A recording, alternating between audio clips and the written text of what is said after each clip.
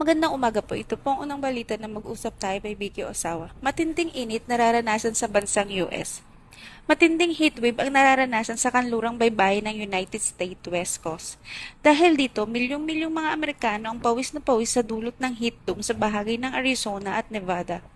Ayon sa National Weather Service, matatayang nasa 36 million tao ang nakaranas ng labis na init na nagmumula sa heat dome na ito. Nagdudulot ito ng mga record-breaking na temperatura sa California at sa buong mundo. Inaasahang magkakaroon ng mataas na temperatura sa Washington, Oregon, California, Hilagang Arizona at gitnang Idaho.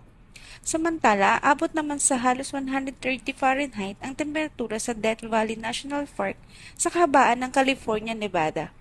Pahayag naman ng meteorologist ng NWS na si Brian Jackson, makakaranas ng pinakamainit na panahon o sa 20 degrees above normal ang bahagi ng Redding sa California.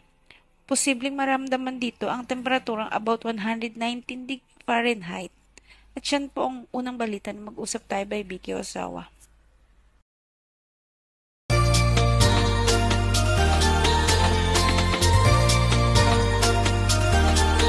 Mga problema at suliranin sa buhay ay hindi nawawala.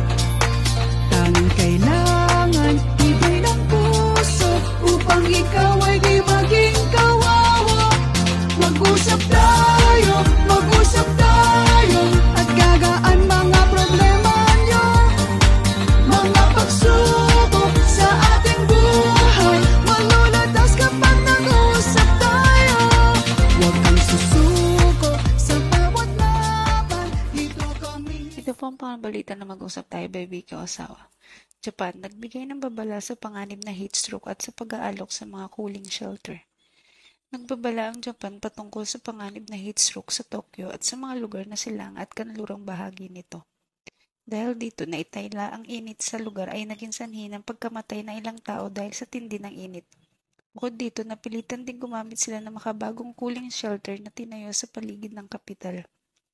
Ayon sa otoridad, ito na naging pinakamataas na antas sa panganib at naulad din maraming tao na din ang naospital. Ang ilan ay namatay dahil sa epekto ng heat stroke. Pinaghahanda ng TEPCO ang pagpili ng kuryente mula sa ibang utility upang mapaghandaan nila ang pangangailangan sa pagsusupply nila ng kuryente sa Tokyo. Sa pahayag ng Trade Minister Ken Saito, sinusubaybayan ng gobyerno ang mga sitwasyon at upang mapadali at upang tiyakin nila magiging maayos ang pagsupply nila ng kuryente. Samantala, naghahanda na din ang mga industriya sa pagsasaka at pangingisda dahil sa posibleng pagtaas ng temperatura. At ito din ang naging sanhi sa pagbaba sa kalidad ng mga produkto tulad ng bigas, pagbaba din ng huli ng mga isda. At yan pong huling balita na mag-usap tayo by Vicky Osawa. Chika Talk for today. Carla Estrada nagiging lola na. It's official, nagiging lola na ang host at actress na si Carla Estrada matapos i-anunsyo ng kanyang anak na si JC Padilla, ang pagbuntis ng kanyang asawa. Ngayon may paparating na baby sa kanilang pamilya. Excited na si Carla sa gumanap bilang lola sa kanilang pamilya. Saad ni Carla, imbis lola ang kipapatawag na sa kanyang unang apo ay mamita. Maalala noong linggo na ikasal si JC sa kanyang non-showbiz girlfriend na si Natalia Valdivia sa San Juan City Hall.